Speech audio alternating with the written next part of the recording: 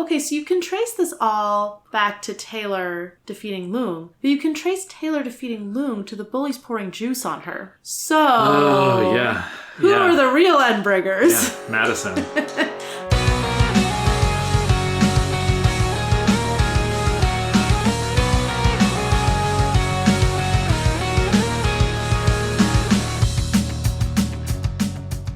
Welcome to Inchworm, the podcast in which we're inching through Worm. I'm Jenny. And I'm Ted. We read Interlude 7. Yes. I finally stopped predicting we would have a Protectorate interlude. I even predicted Miss Militia at one point, but not for this interlude. Yeah. You gotta go back to your favorites sometimes. I know. It's that feeling where you're like, but I predicted a lot and it hasn't happened, so I shouldn't keep predicting it. Because, I mean, that's still not going to happen. But, like, if it hasn't happened, that just makes it more likely it'll happen in the future. Yeah. Yeah. You still, I think, get credit for saying there will be a Miss Militia interlude at some point. I appreciate it. I'll take the credit. Do you want me to tell you what happens in it? Please do. We start with a young girl named Hannah, unclear how to say it. She's being marched out of her village by Turkish soldiers. Seems like she's with a group of other kids. Their parents have all been rounded up and killed, I guess. And they're being marched out, and Hannah has to go first because the guerrilla fighters of her people, it seems like, have laid traps outside the village, and the Turkish soldiers are making the kids test them out, and one of the other kids already got his foot stuck in a trap, and they couldn't get him out, and the soldier shot him. So now Hannah is the one who is testing the path. She's up ahead with one soldier and all the other kids are behind. And she knows if she doesn't walk, they might kill her, they might start killing the other kids. So she has to keep walking and she's terrified that she's going to hit a trap or a mine. And all of a sudden she stops walking and she knows, she has this like gut level knowledge that if she takes a step forward or to the left or to the right, she will die. And she also knows in that moment that she's not going to die right away. And she's being ordered forward, but then she has this momentary vision. We should get into what exactly it's like. It's of this like huge creature that seems to have multiple dimensions to its being. Really this overwhelming vision of some sort of cosmic power. Mm-hmm, we can get into more of what exactly is happening there. And after it happens, the memory fades from her mind. And yet she says later she can remember forgetting it, which is very paradoxical. Yeah. So the memory is, I guess, gone in that moment. And she raises her foot to step forward because she has to, otherwise they're going to kill the other kids. And then something happens to the air in front of her. There's like a blur, and there's a gun that appears in the air, and she takes it in her hand, and she says it feels friendly. It feels familiar. It looks like the guns that the guerrilla soldiers have that she's seen before. And she thinks, I can't use this because if I kill this soldier, the other soldiers will just kill the other kids. So then the gun changes in her hand and it becomes a longer gun with a silencer on it that she knows from experience can fire without making significant noise. So she turns the gun on the soldier and she shoots, and then she wakes up and we figure out that this is in fact just a memory that she's been dreaming about. And we are with the person who turns out to be Miss Militia in PHQ. And she has just woken up from what seems to be very rare sleep. It turns out that something about her power makes it so she doesn't have to sleep. She says that it feels like, we can talk about it more, but she said it feels like the knife at her hip sleeps for her. But sometimes she gets disconnected from reality and she feels like maybe she did die back then, and then she gets reckless, and she's found that at those times it helps to sleep. And when she sleeps, she doesn't dream. She just remembers in great detail exactly how it actually happened. And because of this aspect of her psyche at this point, like probably some effect of her powers, it's a little, we should talk about that too. She remembers seeing this being in the moment, it seems, when she got her powers. And none of the other capes, parahumans she talks to ever seem to remember this. She is the only one, she thinks, who remembers this. So we get a little more of her backstory. She was able to go back to the others and kill the soldiers guarding them, and she and the other children survived long enough to get rescued by the guerrilla fighters who took them to the city and got them evacuated. They were going to be taken to the UK, and they were all taken one by one to go off and be adopted or live in homes or whatever. And when they went to take Hannah, they tried to put her through the metal detector and she set it off, and they found a gun on her and they removed it. And then they took her into a room to interrogate her. And they found the same gun on her that they had removed. And then they realized her powers, and then she ended up being taken to the United States. A military person came to get her. She was placed with a family. She joined one of the first 3 wards teams. It says she was enlisted in one of the first 3 wards teams. I mean, we talked about powers being a gun. Hers are literally that. She assimilates to a large degree, but continues to be sort of astonished by America, what it's like, the culture. She said people complain a lot, even though they don't have real problems. But she also has come to love the country, it seems. That's why her costume looks like it does. She has adopted, it seems like her adopted parents are Christian, and she has adopted some of that religion, and she thinks she had an encounter with God or one of his angels. But she has never really tried to explain this to anyone. She doesn't think people would believe her. But it is what she believes. She thinks that it was God who gave her powers, in some unknowable God. So she's just finished brushing her teeth. We're with her in the present here. And she goes down the hall and finds Armsmaster in a workshop talking to Dragon, who's on the computer screen. Turns out Armsmaster, aka Colin, has been up all night, not because he doesn't need sleep, but because he forgot to sleep. Turns out Dragon also doesn't need to sleep. And so Hannah, Miss Militia, says oh, do you also remember? And Dragon's like, what? And Hannah's like, okay, so you don't remember, got it. It seems like Armsmaster is working on some improvements to his halberd. He does have multiple, as I conjectured. So the loss of the one that he had in that garage when the Travelers and co. destroyed it, not actually that serious. But because of all the events that have been happening, he is losing control of the Protectorate team. He's being transferred to Chicago, where he will not be in charge because, of course, Murthan is still in charge. So he is very dejected about this. Before he says that, he and Miss Militia have a conversation. It seems like they're losing Aegis. They want to see Aegis lead a different team. He's being transferred to Boston, and Weld from the Boston team is coming here. We learn a little about Weld. He has ferrous biology, and he's one of the Case 53s, meaning he has, in his case, it's not the tattoo, it's a brand on his skin. Can I just say, I was infuriated to find out that Gregor's interlude does not feature the term Case 53, because it's on the tip of my tongue every time. And I'm like, oh, and we know Gregor's a monstrous cave. Oh, yeah. Ooh, I made it. We made it. Yeah. You made it. You didn't reveal the term too soon. Congratulations. I had no idea that this was not that it did, like, in context it means anything here, but I'm so excited to find out. This is the in-universe term for people with the tattoo/brand. I'm so excited to find out what other things you've been dying to say and haven't been able to. Is it Emma's power? Is it Emma's power, Ted? Oh, putting my hand in front of my face. Yeah, so Weld is coming from Boston, and they're supposed to lose 2 other members of the wards, and they strategize a little bit, and it seems like Miss Militia is actually really good at this sort of politics stuff. She's like, okay, you push for Shadowstalker and Kid win. If Piggo won't let you send Shadowstalker because of the discipline problems, then you'll probably be able to get her to send Browbeat, which otherwise she might not want to give up the newest member. It might look bad. And if she really won't push on that, though I think you should play hardball, you should give up Clockblocker because he's about to graduate anyway. He has connections in town. He might come back and join our Protectorate squad. And he's like, wow, you're good at this. And that's when he tells her that she is going to be in charge of the Protectorate chapter here. And when he goes to Chicago, we don't know if there's anyone new coming to the Protectorate. We only know about Weld coming from Boston to lead the wards. Unclear. So it seems like we're going to leave Armsmaster on sort of a down note where he's like, yeah, I'm really good at fighting. I'm not good at bureaucracy and politics. I've lost my chance to lead this team. I'll probably never get to lead a team again. And Miss Militia's like, I'm so sorry. And he's like, it's fine, but she can tell it's not. But then he's looking at his computer, and a program that he has installed starts, I guess, giving him some information. It seems like Dragon gave him a program to predict patterns of Class S threats. And he has been doing some calculations to tell when Endbringers are coming.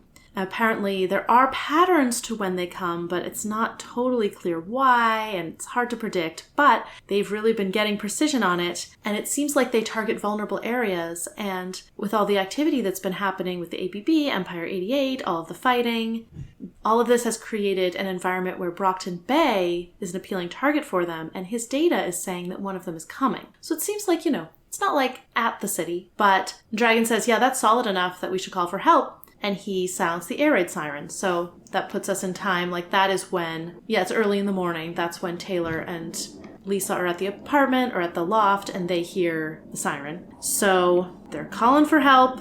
Armsmaster tells Dragon to get hold of everyone else that matters. And he tells Miss Militia to gather the locals, find a place. And she thinks, a glimmer of hope in his eyes. But she says yes, sir, to his commands. Seems fine, right? That's fine.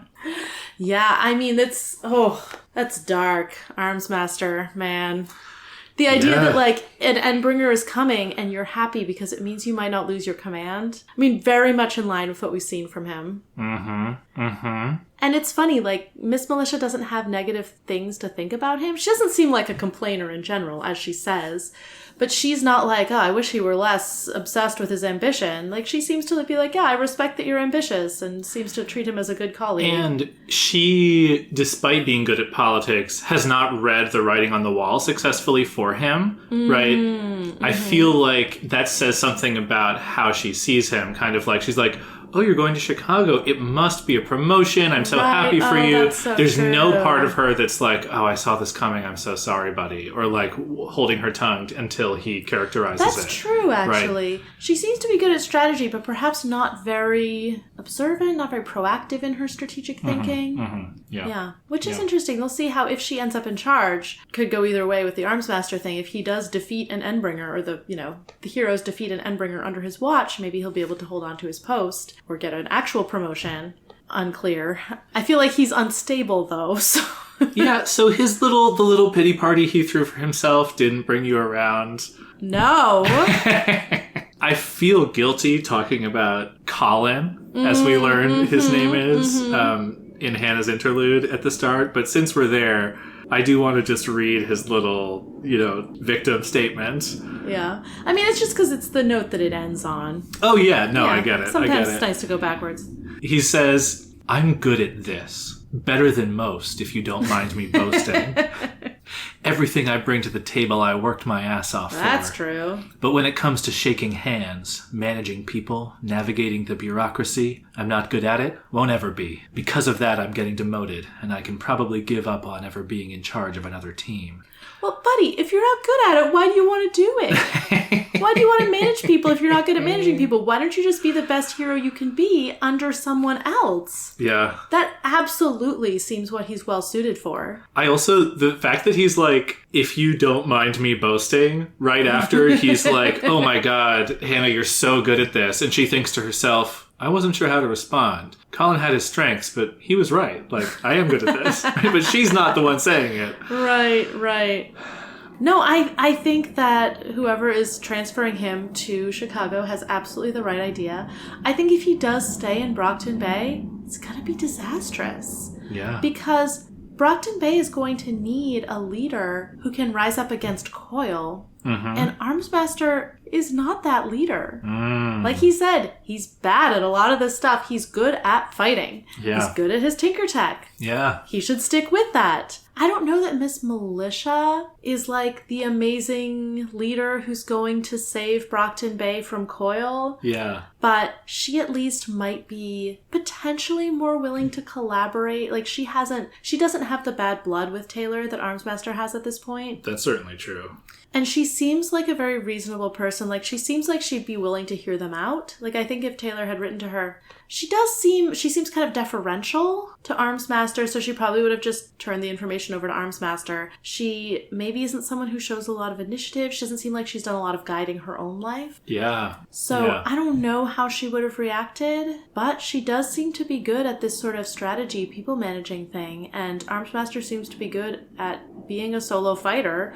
So I think she would be probably an upgrade from him, even if not very good at it. Yeah, I mean, how does the existence of Miss Militia, Hannah, make you feel about the Protectorate, the hero faction in general, right? You sort of, I'm hearing some mixed feelings a little bit, but... Yeah, I mean, I liked her from this. I feel like the context we've gotten on her power and her costume do a lot to dispel my sort of gut reaction to like a gun-toting America person. Like, yeah, the context in which she got her powers is like incredibly sympathetic. Yeah. She saved a village of children, including herself, from genocide. Yeah. And she came to love the U.S. for what it represents while recognizing that it's corrupt, as are, all creations of humanity. And that's why she wants to wear the flag and, Can I read that section? Immigrant, sure, yeah. Right, so she had to fight to wear the flag as part of her costume. America wasn't perfect, but nothing touched by human hands could be. There was greed, corruption, selfishness, pettiness, hatred, but there were good things too. Freedoms, ideas, choices, hope, and the possibility that anyone could be anything here if they were willing to strive for it. Yeah, I mean, that's a nice thought. I'm sensing maybe a little bit of reservation. I feel like this was another excellent trick that Wildbow is pulling, because I feel like she is such a cartoon in that first presentation. Yes. And I had the same, like, oh my God, draping yourself in the flag, like, symbol. She can be every gun. She's a symbol of the military-industrial complex. And it's like, oh, can you make me like her? Can you make me understand her? Can you make me root for her success? Oh, absolutely. And I'm like, yeah, obviously you can. Like, by the time you get to the reveal, like, oh, this is Miss Militia, I feel like I'm like, oh, like, I was judging her for her appearance and, like, shouldn't have been so quick to pigeonhole her. And yeah, I just really love how can you not read her backstory and be totally I feel on her like side? My reservations to what you read were my mixed feelings to the place that the country is in right now, which doesn't really reflect on Miss Militia. Yeah. I do think she comes off as, very sympathetic, likable character. Yeah. I mean, but the part that still resonates with me, right? There was no war here, not really, and yet the people here managed to find so much to complain about, right? To me, that's like she nailed us, right? In the context of... Oh, yeah. Right. Keep going. What was it like? Oh, yeah, the list Men of in things. Suits, disappointment in love, like... Capped teeth. That might have been a different list. I think that was fancy things that exist in the U.S. Yeah. I'll find it. Oh, healthcare. It was like, you know what? Healthcare is a legit thing to complain about. Right, not having the latest touchscreen phone.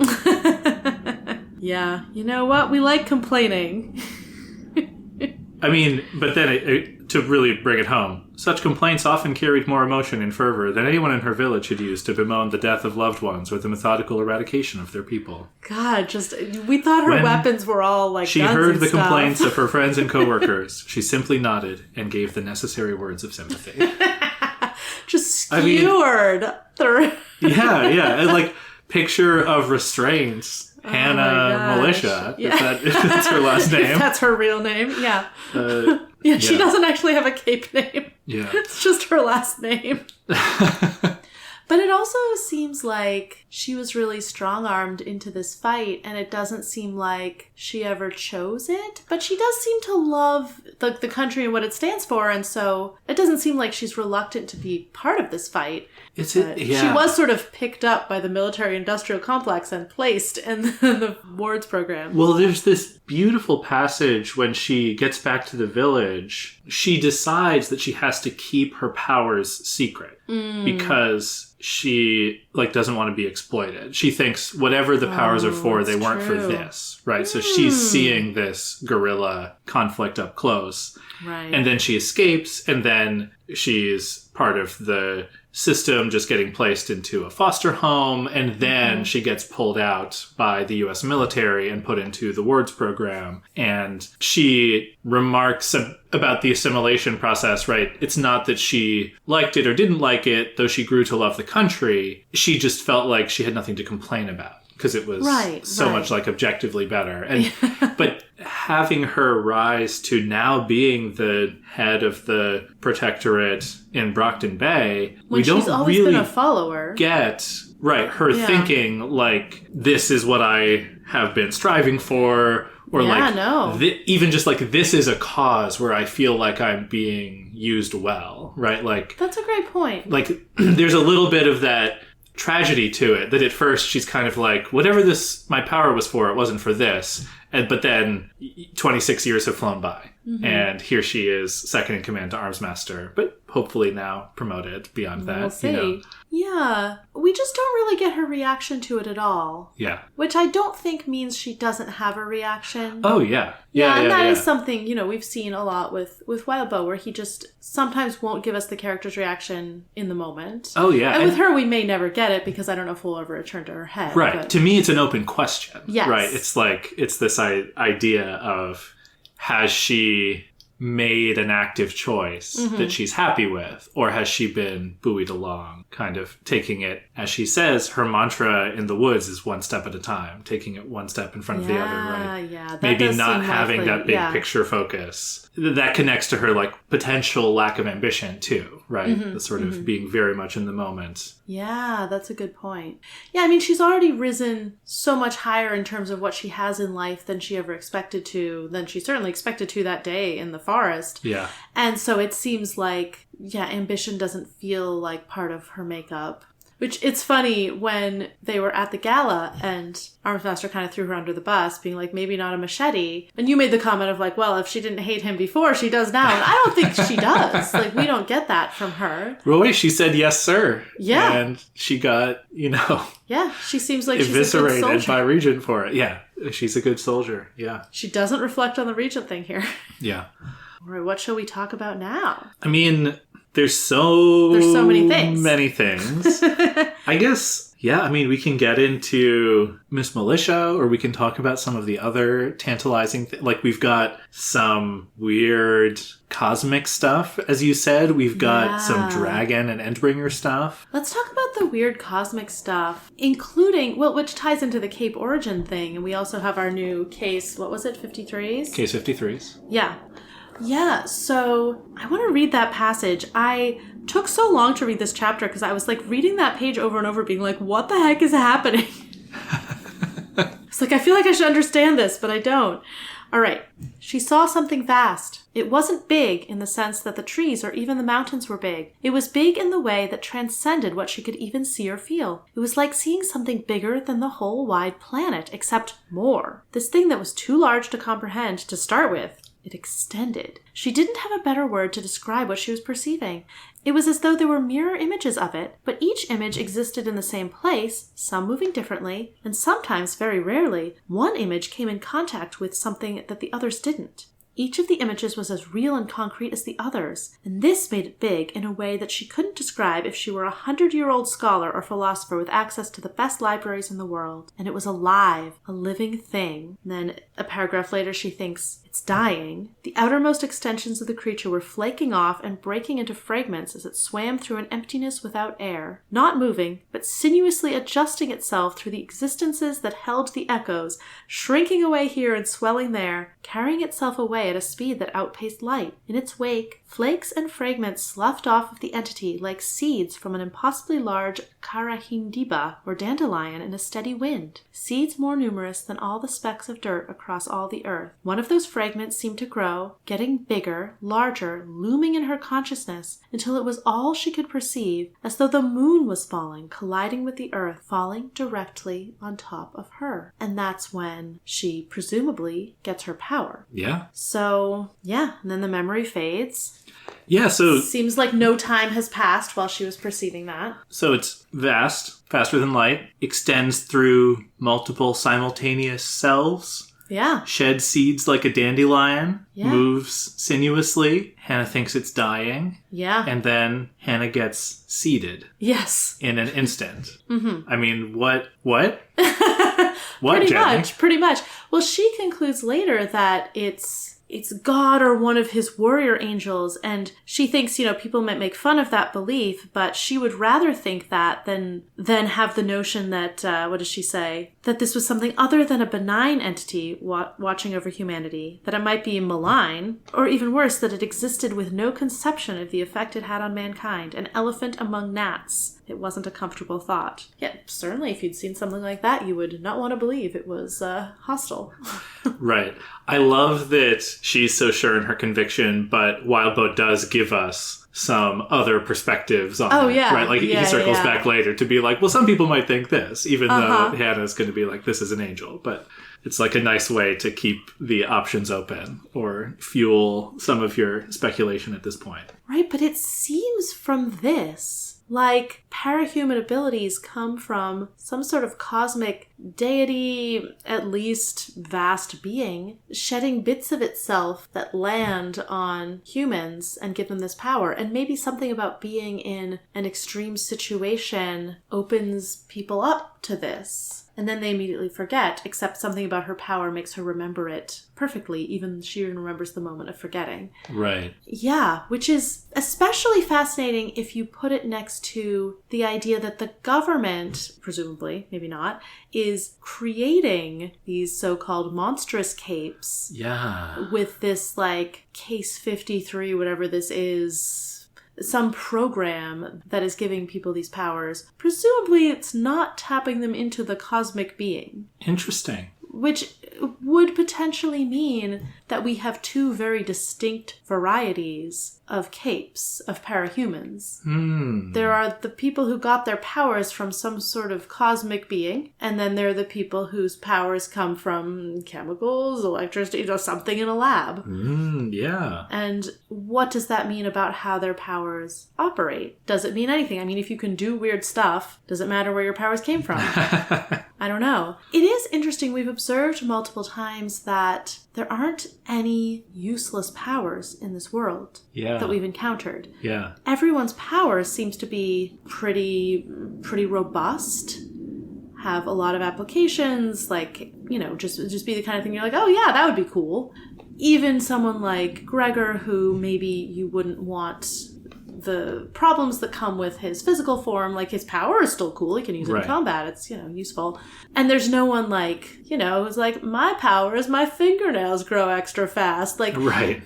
Which you would kind of expect if it's like a random variation thing. You'd be like, well, why don't some people just get a little bit of a power? Right. But if it is this like bit of some kind of god falling on you, I mean, maybe that explains why all the powers are, kind of intense. Yeah. Yeah, she thinks of it as a gift. Yeah. I don't know. I mean, I kind of want your thoughts on it, but of course you have more information than I do, well, so... I guess what I'm asking for is a vibe check. Oh, yeah. Do you think she's right? Is this a benevolent thing? Is it an evil thing? Is it an illusion? Is it an indifferent thing? Like, do you have any vibe of, this elephant among gnats? Yeah, it's a great image. I feel like I don't think she was making it up. Like, I don't think it was just like a total delusion. I do think the way she perceived it might not be universal or representative, but I do think it points to something that exists out there and is having this effect, but I don't think what she saw is the whole story. Yeah. And it really doesn't explain, like, okay, why, like, 30-ish years ago did this start happening? Yeah. Like, why is it happening more often? Like, what is going on there? It doesn't, like, there has to be some other component of the explanation. Right. Yeah, I agree. I mean, I feel like you haven't said anything that isn't in the chapter or that is sort of like unreasonable. Yeah. It's obviously like this is not, again, the moment I've been waiting for, but it's so nice that we get Hannah's chapter that kind of opens a little tiny window into this mystery, I will call it, at this point. So, we're not going to get all the answers right away or even quickly. You paused after we're not going to get all the answers, and I was like, we're not? I mean, a story like that, you don't necessarily have to get all the answers about, like, a cosmic being that's giving powers, but... But I told you it's a satisfying story. Yeah. I'm not saying we're going to get all the answers, but it's a satisfying story. Yeah. Wildbow will pay off the things that you want Wildbow to pay off. Good. I'm glad to hear that, yeah. Yeah, and it really is such a contrast. Like, can you even consider the people who have this happen in a lab to be parahumans the way these other people are, if this experience is so transcendent? And I keep using the word cosmic. That's what it feels like. Yeah. Yeah, it feels like that would have to matter. Right. Yeah, I don't know. Right. And we also had the thing where it's like, 1 in 5 people have the potential to be... Like, where did they get that number? Yeah, yeah. And if it's 1 in 5 people have the potential of an encounter like this, then... But or is if it Hannah's like, right, literally nobody except Hannah and the readers know this information. That's true. That's true. If she's right. Yeah.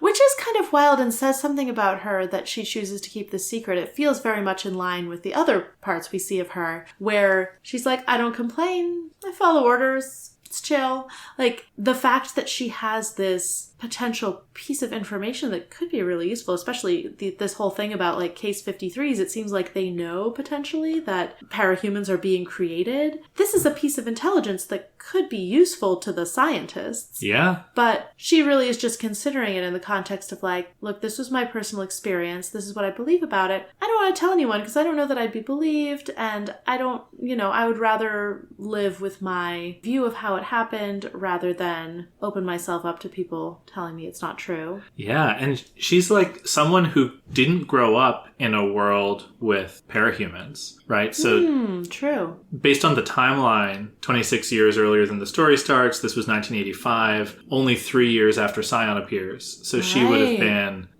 8, 9, 10 when Scion appeared or when she heard about that. So, yeah, she was already like most of a person and had maybe read on the news about these things happening to her. And then when she got her power, right, it was a totally individualized experience. She didn't process it through like, I've been reading, the history of the triumvirate or whatever. She also might not have heard about it because, like, we don't know how old she was. I guess maybe like 13-ish is a good guess, though it seems like her accent went away mostly, which is... That's true. Maybe she never knew, like... Depending on how much she listens to... Yeah, she was living in this village. It seems like they were in some pretty dire circumstances. They might not have had, access or have been paying attention to a lot of the news. Yeah, I do want to say, when just talking about the setting, I guess it didn't come up in this chapter, but Hannah is Kurdish. So this conflict, 1985, it's like the, Kurdistan area of Turkey, presumably, and part of the insurgency that was going on at that time. So that's what this conflict is. Mm-hmm. I feel like since this is where we see that scene, it's worth bringing up, even though it doesn't confirm that she's Kurdish in the chapter. Mm-hmm. And that was what I figured out, but I was having trouble getting a timeline of the various persecutions of the Kurds. Yeah, I didn't do enough research or know enough to trace it to a particular campaign that was going on in 1985, but that's my understanding of the period it takes place. Yeah. Yeah, we don't get a lot of particulars about it in the text. It doesn't, get put into context. But we do get this very visceral sense of, these children, their lives being destroyed. And we get some of Hannah's emotional responses to it, which is that she regrets the deaths that she caused of the soldiers that she killed, and one of the kids got killed when she was shooting them. But she doesn't feel guilty about it. And it seems like this shapes the whole rest of her life, this sense that, like, nothing that's happened to her since then has seemed remotely as bad as any of that. And it seems like the perspective that she's carried forward has really changed her. Yeah. One thing that jumped out to me about that, right, is this is now, we don't get this moment to moment. It's her waking up and sort of filling us in on the details about what happened after she got her power. But she thinks about how she fought back. One of the kids gets killed in the skirmish. And then she's thinking to herself, like, well, I regret the deaths. That went without saying. But she didn't feel guilty about it. Mm-hmm. Of the 10 of them, 7 had made it back because of her and her gift. And I was thinking about, what does this chapter do with the rest of Arc 7? We just met Dinah, and Miss Militia is starting out. Again, we have an interlude character like Canary, who starts out incredibly helpless. And in particular here, an exploited child, right? Being used, children as things being put forward to kind of disarm traps and just get killed off one by one, right? But Miss Militia doesn't have the there's this one child who I need to save at all costs. She's like, well, it's a numbers game and 7 out of 10 is not bad, right? Like, she's like, of course I regret it, but like in this scale of things, death was inevitable and we have to... She regrets their deaths, but she doesn't seem to regret her actions. Yeah. Yeah, she's just not a squeamish person at all, it seems like. I mean, presumably because she went through this, horrible genocide. And we've seen our hero villains do a lot of bold things, like Lisa shot, Tattletale shot Knight in the previous arc. But it seemed like it took a toll. It was an intense thing for her to do. It seems like that's something that Miss Militia encounters more calmly. Yeah. Most likely. I feel like part of the angle on it for me is almost that Taylor's moral viewpoint feels like it's coming from a position of privilege. A little bit analogous to Hannah's caricature of the Americans, right? Like, they complain so much about these things, right? Uh-huh. And from somebody who's like, well, I've just seen how awful it can be, the kinds of things that happen to children in war, right? And so it's not about saving everyone. It's about kind of doing what you can, but understanding that, bad things are happening. But it's also about sometimes being willing to do horrible things to stop people who are doing horrible things. Yeah. So I do feel like even if she's someone who is willing to make sacrifices for the greater good, and, is willing to accept that there are... maybe it's more like being willing to accept that there will be casualties. Exactly. Of a fight. Exactly. It doesn't sound like she's someone who would write off a child as like, well, that's what he has to do. It's only one kid. Like, that doesn't seem like her perspective at all. No, right. And the choice she makes is life handed her a gun. And instead of saying, well, a bad thing could happen if I shoot, she shot and accepted, right? Yes. She regrets what happened. Yeah. And she was doing it to defeat people who deserve to be defeated. And now she is fighting as a hero and she's trying to defeat people she also thinks deserve to be defeated. Yeah. And I think she might be more willing than some of the people she fights alongside to accept that there will be loss as part of that process. Yeah. Right. The sort of loss is inevitable. Yeah. And I'm doing the best I can. Sometimes it happens. That doesn't mean you shouldn't have done anything. Right. It's the unintended consequences thing that Taylor has wrestled with a little bit. And, Taylor's trying to control the outcomes. And it seems like Miss Militia has been strategic and has tried to get good outcomes, but has a sort of philosophical perspective of, I'm not going to be able to control it. Sometimes there will be loss. But she also isn't pessimistic. Like, she has faith. She chooses optimistic ideals. Yeah. I guess I want to get into like what her power means.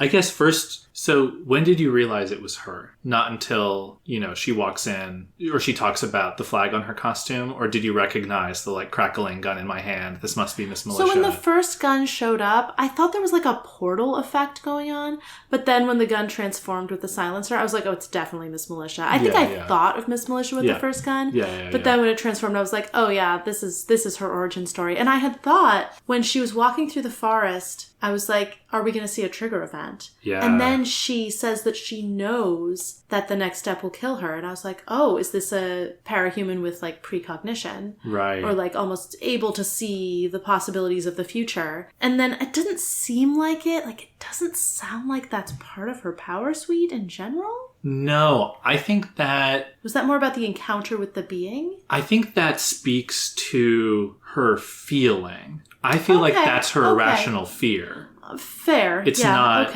like, it's not like, she stepped on a landmine and heard it click. Like, I don't think it's that kind of thing. But it's also not that she had a power that was telling her, if you take one more step, you'll die.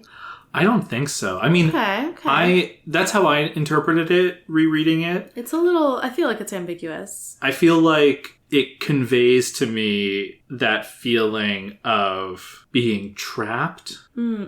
Sick with fear, Hannah looked around, searching for something that could tell her where to go, how to move. She couldn't walk any further. It was physically impossible, as though her feet were as rooted to the ground as the trees were. They would make her watch. until she was willing to act as a decoy. And then the guard starts to shout at her and she has the trigger event. So to me, it's like it's building up this fear almost to like a breaking point, the way that we've talked about like trigger events being the worst thing that's ever happened to you or getting you into that fight or flight. And this is a freeze response, right? It's like the maximal freeze trigger event.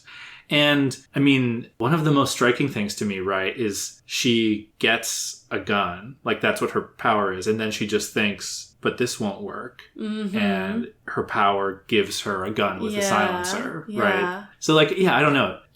I have some other theories, I guess, before I kind of like start to lay out some of the stuff that's going on. Is it that in this moment, this like bit of whatever God lands on her or whatever it is, and it is malleable to what she needs in that situation? Is that what it is? Because, and then once you've moved beyond that situation, it sort of hardens into that form and you can keep doing that thing forever. Yeah. Maybe. I don't know if that makes sense with Taylor's trigger event because she didn't need to be able to control bugs in that situation. Like that wouldn't help her. And in fact, it was incredibly overwhelming. Right. I don't know if it works with Brian's either because he didn't need the darkness. And in fact, he didn't get the darkness until later. Like he didn't notice it, I think, until later. It's not like it emerged during that fight. Yeah. So I don't know. I guess one other passage I wanted to read is later she thinks, she harbored her suspicions about her gift. Her powers had taken a part of her psyche and given it concrete form. The angriest parts of her, the most childish parts, the parts of her that dreamed and those that forgot. The knife at her hip slept for her and dreamed for her, she imagined. What a weird, surreal description of what the power does. But the thing that I love about that is like she, in this moment, has the ability to solve any problem in any way that she can think of, as long as the answer is a gun or a weapon. Right? And these are the pieces of her. It just makes sense to me, right? Like it's a tool for violence, right? That's where her anger is going. But it can be anything. Yeah. And that's where her like the dreaming, the childlike piece of it, goes into. And it works so well as a metaphor for her loss of innocence, right? Sort of like that in this moment, her childhood is being taken from her. Yeah. She's lost the ability to forget, right? And so... Which is horrifying. I mean, I'm immediately going to the thing in Animorphs where you have the android who will fight for them, but he remembers every moment of violence and he can't take it. Yeah. Not being able to forget is like a real liability as a human. Right. It would drive you crazy. And it's a testament to her that she hasn't been driven mad by this. And maybe part of that, thinking only one step at a time is what keeps her sane, right? She talks about how when she was younger, she was like, well, maybe I died that day. It made her reckless and she sort of had to like keep level-headed. She had to sleep a little. Right. Well, remembering all of that stuff keeps her grounded, but that's really sad because her power is also the thing that she can't forget, right? If you just think about it as trauma, right? Yeah, she can't forget the trauma. It's a PTSD power. Guards had found the weapon she couldn't drop or leave behind, right? It works so well as like... She can't bear to be she went through this thing and, and she's stronger for it and now she's doing great. She's about to lead the Protectorate, but like she can never be disarmed, but she can also never go unarmed, right? It's something that has to be always with her. It's also just totally different angle on it. She has a power that involves creating things outside of herself. So she thinks of it as this almost distinct entity where she's like, the parts of me went into this. And I feel like we haven't seen other capes think of their powers as something distinct from them in that way. Yeah, right. Bitch is doing something to other dogs, right? Taylor's controlling the bugs. Right. It feels like the power is in Taylor, but we've seen Taylor be unconscious and have her power still keep working. We've seen her unable to keep from using it when she's been upset. It does a little bit have a life of its own. Yeah. Another thematic thing I was thinking about, so tying into her immigration narrative, the way that she feels about the power, that she doesn't want to tell people about it, that it's a gift from God, but she thinks people won't understand. I feel like it's like this gift that she carries, but also this memory of all the stuff that happened to her is really isolating. Even though she has, to all appearances, fully assimilated at this point, her trauma, her past, like the fact that she's a woman without a home country who came to the US believing in kind of the idea that it could be a nation for immigrants and all peoples and stuff, right? Like the fact that she is at a remove just because she's had this experience that is so unique, I feel like it works really well. Her power as that works really well on a different level from just the like, oh, it's also just her PTSD, or like it's the violence that she can never leave behind. It's also her truth is something deeply personal that almost inevitably is distancing, despite the fact that sort of she's felt compelled to try and like blend in. Yeah, she talks about how she went to college and figured out how to pretend to know all the pop culture references. Yeah. She does talk about like getting close to her adopted parents and starting to make more connections. It seems like she and Armsmaster have a good, if potentially not close relationship. It's hard to tell how close they are. But I do get the sense that she does feel very isolated in the culture. Yeah. And it's just the irony of someone who cannot dream believing in the American dream, right? She takes it all so seriously in a way that her caricature of American culture doesn't, right? Like people are interested in their love lives and their phones. They're not interested in kind of these high-minded ideals that she seems to be meditating on a little bit. Yeah, there's just this sense of distance between her and everything around her, which it seems like it could be an advantage in the context of like, she's able to keep a level head, she is able to analyze situations and react as required. She doesn't seem like someone who flies off the handle, which is a little bit of a problem that Armsmaster has. Yeah. Like he tries to keep control, but he doesn't always have it. But she has this sense of distance that gives her this calm. But I mean, we already said it's isolating. It's, also really limiting. Right. And you brought up Armsmaster again. Is she naive, right? How can you work with Armsmaster for years and not see what Taylor's seen? That's interesting. Like this idea that like maybe some of what the distance gives her is an inability to see things as they are. Yeah. Or just to some extent, it's like her promotion is like meritocracy in action, which is like another kind of American ideal, right? Like if you keep your head down for 26 years, you too can become the most important the head of Protectorate Northeast, right. But Armsmaster, he's in the V at the end of the V. That's so Miss true. Militia can be there, right? Like top 15, top 10 maybe, right?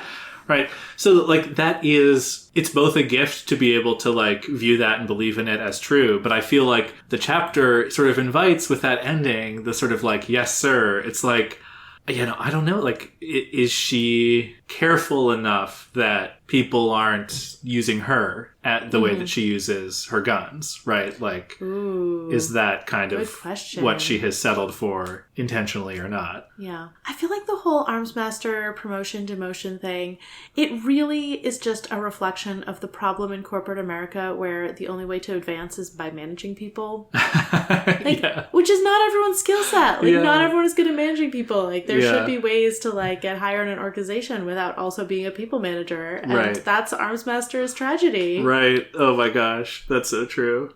All right. Should we talk a little bit more about some of the fun Armsmaster stuff in this chapter? Sure, yeah. Because we've been hating on him a lot. Colin.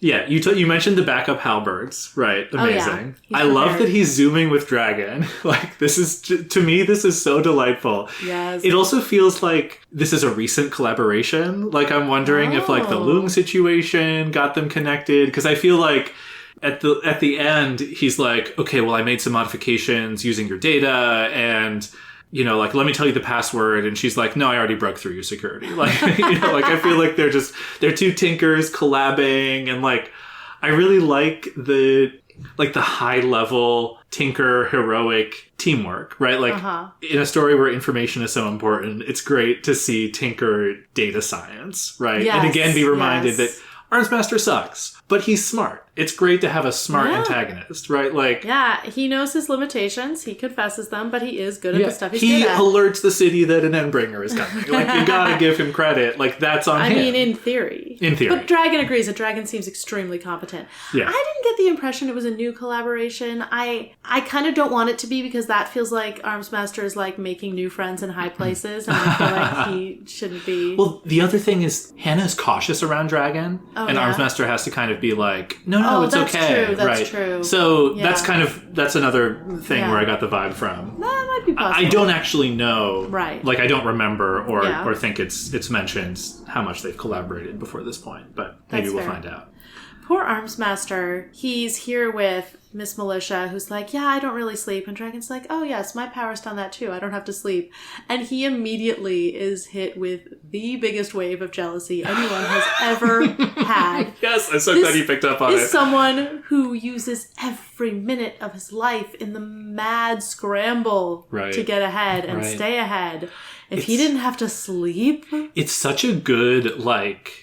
the double-edged sword of his power, right? Because he can be prepared for anything he can think of. And he feels compelled to use every waking minute thinking about being better, right? You know what? It's like Panacea, except instead of healing the world, he's trying to advance his own career.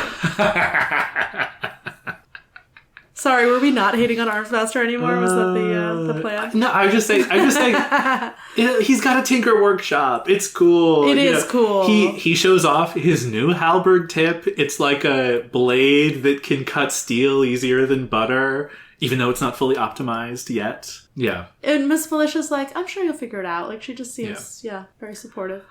So you mentioned, like, not knowing who's making this call. I got the vibe that Pigo is like civilian oversight over Armsmaster, which was interesting to see. I feel like this is the first indication. Like, Armsmaster complained about getting his gear checked after the loom thing. Right, it must have been Pigo who did that. He's getting demoted. Like, I'm kind of like impressed that this civilian oversight is this powerful. Well, presumably, like, Pigo is like the representative of like whatever Bureau of Parahuman Activity in Washington. Yeah. No, of course. Yeah. Yeah, because they're a government organization, which means they must, answer to the government. Yeah, the only other thought I had is I thought it was very funny that Kid Win is obviously getting swapped. They want to keep all the other ones, maybe not Shadowstalker, maybe not Browbeat, but Kid Win, obvious. He's out of here. What a loser. Oh, poor Kid Win. Are we at poor Kid Win now? Okay. I don't know. I liked Kid Win. He was good. He was the one who's fair. like, no, someone should use my tower even if I can't. Yes. No, that's right. Do you think Armsmaster would ever have said that? That's right. Right. Yeah. We can like Kid Win. Yeah. Much better than Shadowstalker. All right. So, getting to the next big thing, the Endbringer. The Endbringer. It's coming. Okay, yeah, so let's talk about It would be these pretty patterns. funny if they were wrong, right? It would be pretty funny if this is all a big build-up for nothing. That would be unlikely. Yeah, we gotta find out what the Endbringers do. Yeah. All right, so Dragon started work on an early warning system for the Endbringers.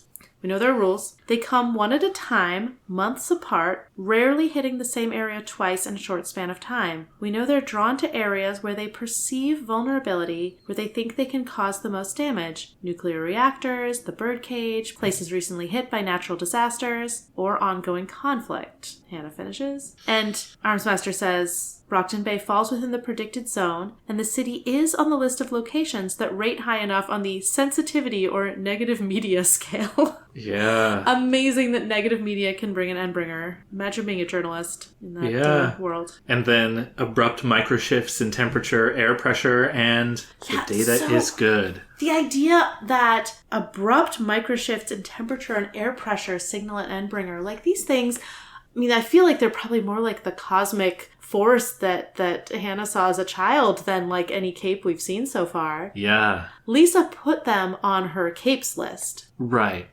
Her, at least parahumans list. But they don't really sound like it.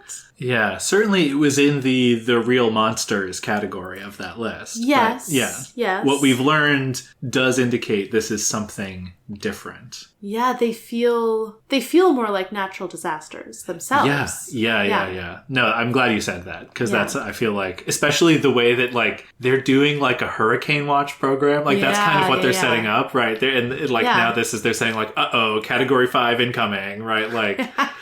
Or they feel like, I don't know, those like planet-sized aliens that like Superman fights. Yeah. Like, yeah. Do they come through like a portal? Is there displaced air? Is that why they can talk about these like climate effects of their approach? Right. And it seems like Dragon is confident enough in this data to be like, yeah, one's coming. Gotta, call up the troops. Yeah. Well, what do you make, though, of what this says about the story or like Brockton Bay or like... It's interesting. It does sort of feel like you're playing with fire if you create plot in this world. Yeah. Like, there's been a bunch of stuff happening in a few weeks. There's been a lot of turmoil in the town, kicked off by Taylor, but also Coyle doing a lot of stuff. Like, people are pro-tagging. And as a result, they might get hit by, like, horrible space monster.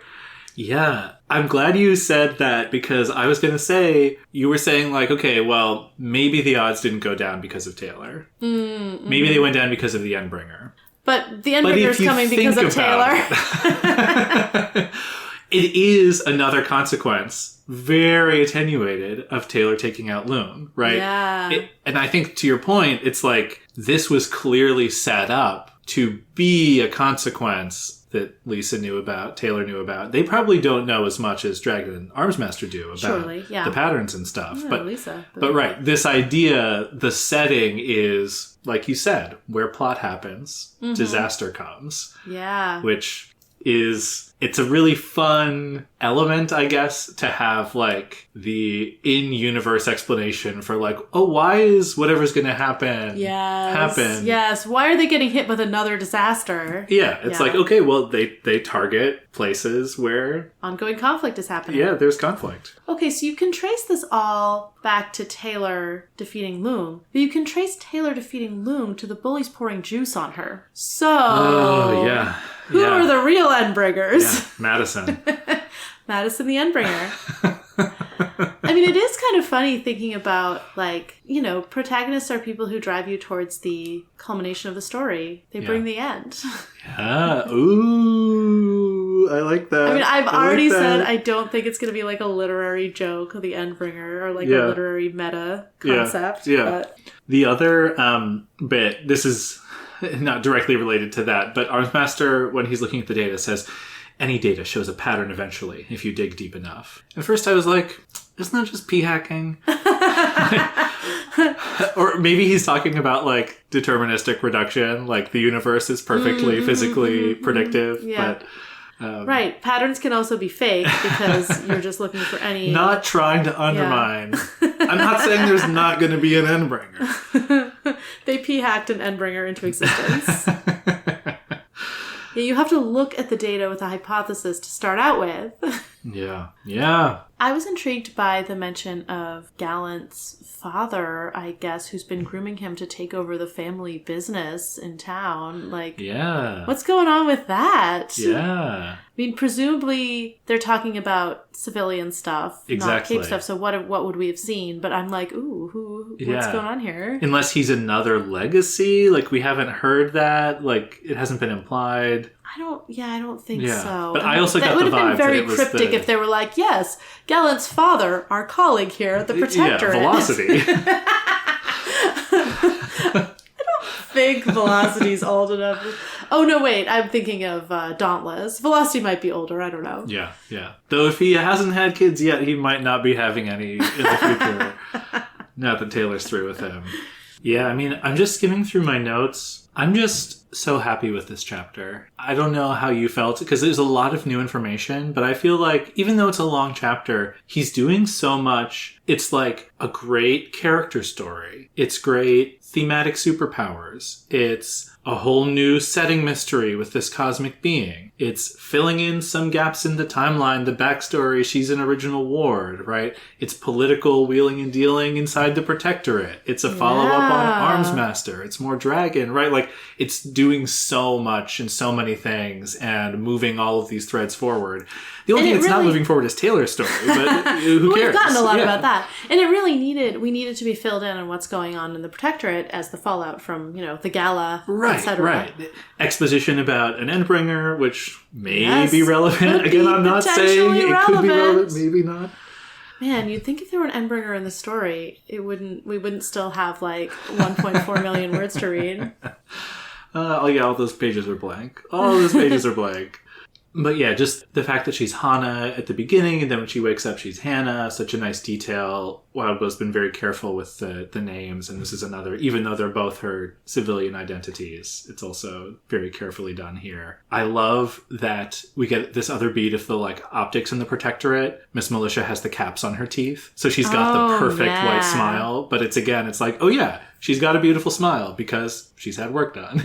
Yeah.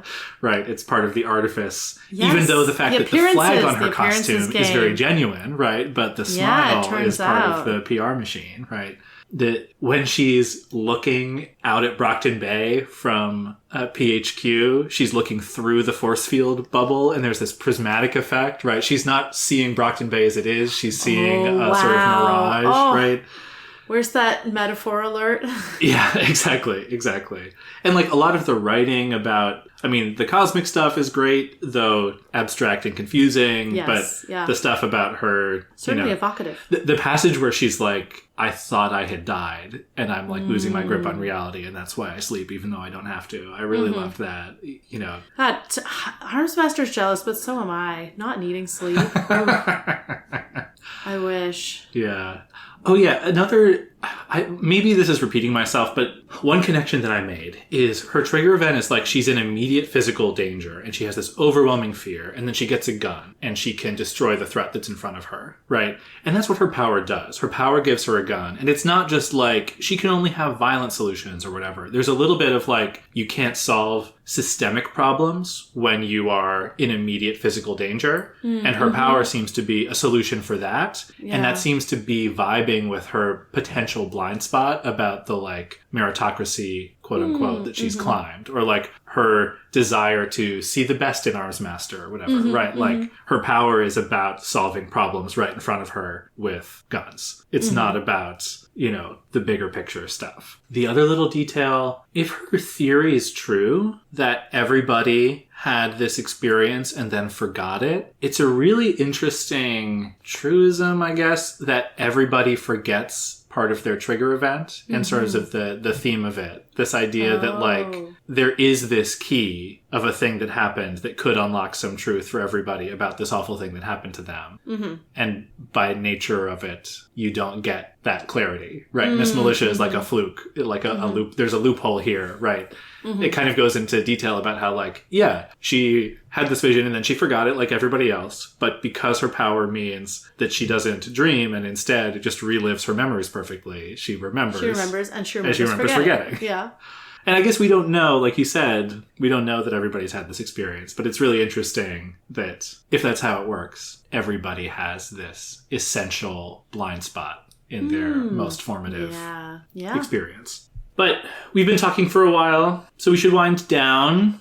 Do you have any other thoughts about hopeful Armsmaster? Other predictions of what's to come? Okay. I have one last parallel. It just pinged for me. It's an interesting parallel with how we left Taylor at the end. Yeah. She was so hopeless, and she got a little bit of hope because of the Endbringer. No, she got purpose. She got a sense of purpose. Yeah. And that's a really interesting parallel to Armsmaster here. Yeah. Right? It's like the dark side of it almost. Yeah. I'm torn on predictions for Armsmaster. I think either he's going to fall and fail horribly, which would be satisfying and feels like narratively merited, or he's going to succeed, but that is going to spell doom for the Protectorate in Brockton Bay trying to go up against Coil. Right. So he's going to either fail now or fail later, is my prediction. Yeah, okay. So I don't have a ton of predictions. I mean, I feel like, we know that about the Endbringer. I don't feel like there's a lot of new information about that I need to alter predictions with. Yeah. Oh, I will say we know that there's like a place that the heroes are going to be gathering. I think we're going to be near that. I mean, I don't think the Undersiders are going to go to that place, but I think they'll be in conversation with that place. Okay. In conversation with the place. Could be good. Yeah. We have a bunch of things. Okay. There are new cape names. Oh, there's an arc name. There's an arc name as well. And there's a first sentence. Okay, tell me the cape names first. All right. We've got 3. Okay. Parian. How do you spell that? Parian. Parian. What does that mean? I believe Parian, is that a word? It's a doll. A doll? Huh. Parian is a term misapplied, citation needed, to a type of bisque shoulder head dolls manufactured primarily in Germany, blah, blah, blah. Here is a picture of a Parian doll on Wikipedia. Okay, yeah, that looks familiar as a thing I've maybe seen before. Okay, so it's a term misapplied to the dolls. What does the term mean? Well, Paros is an island renowned for fine white marble. Oh, it's a place. It means like from this place. Parian ware. Okay. I see. So the Parian dolls look like this porcelain that looks like the marble. Ah. So we've gone on a whole Wikipedia rabbit hole here. But there's a marble from Greece, and there was a whole bunch of porcelain that looks like that marble. And then there are these dolls that look like the porcelain that looks like the marble. All right, thank you. But okay, there's a doll connection and sort of porcelain, there's marble. I mean, my first thought is that it's like a regent-like power where you can like move people like dolls. I think it's a telekinetic power, but where you can sort of animate objects and direct them, not like exactly move them around where you want them to be, but like, you know, the chair can come to life and then you can kind of tell it where to go. Sort of like Sorcerer's Apprentice style? Very yeah. cool. But Very sort cool. of like the haunted doll idea. I like that. Yeah. Bastion. It's kind of a defensive power. Oh, I'm guessing these are capes who are coming into town to help with the Endbringer thing. This is who Dragon is rustling up. Bastion sounds like someone who makes force fields. Maybe Another it's someone shielder. who can like, I mean, yeah, it's a better name than Shielder, but I guess Bastion was taken. Maybe it's someone who can like build up stone walls. Cool. Like Yeah. that. Bambina. Bambina? Okay, well that means female baby in Italian. That's So kind of a, yeah. It's an Italian female baby. It's an Italian Say no female more. baby. What would this be? That's interesting. Why would anyone have that name? Huh. I'm trying to think of anything that's connected to being a baby that would give you powers. Maybe it's someone who can cry and their cry is painful, kind of like Triumph, but it sounds like a baby crying. Nice. Annoying Triumph. Bambini. Bambina. Annoying Triumph. Yeah. That's great. Do you want to hear a sentence or do you want to hear an arc I want to name? hear an arc name first. Extermination. Oof, this Endbringer is coming, and it's going to kill a lot of people, or at least try to kill a lot of people. Maybe they'll stop it. I don't really know what it does. It's hard to say. That's my thought. The crush of bodies was a tide that... Oh, wow. I guess this must be the evacuation, but we already know that Taylor is not going to an evacuation point. So I think that she's just looking at it from a distance. Yeah. Like they're at a vantage point where they can see people moving towards Yeah. evacuation points, towards shelters, but they're not going there because they're going to go fight the Endbringer. Yeah. So maybe they're sitting on dogs high above somewhere. That's my thought. Good thought. All right, well, we'll see how it goes Next time. on Inchworm. Worm is a web serial by J.C. McCrae. You can read Worm at parahumans.wordpress.com and support the author at patreon.com/wildbow. Follow us on Tumblr and Blue Sky at Inchworm Podcast, or find our Discord link and any other updates on inchwormpodcast.com.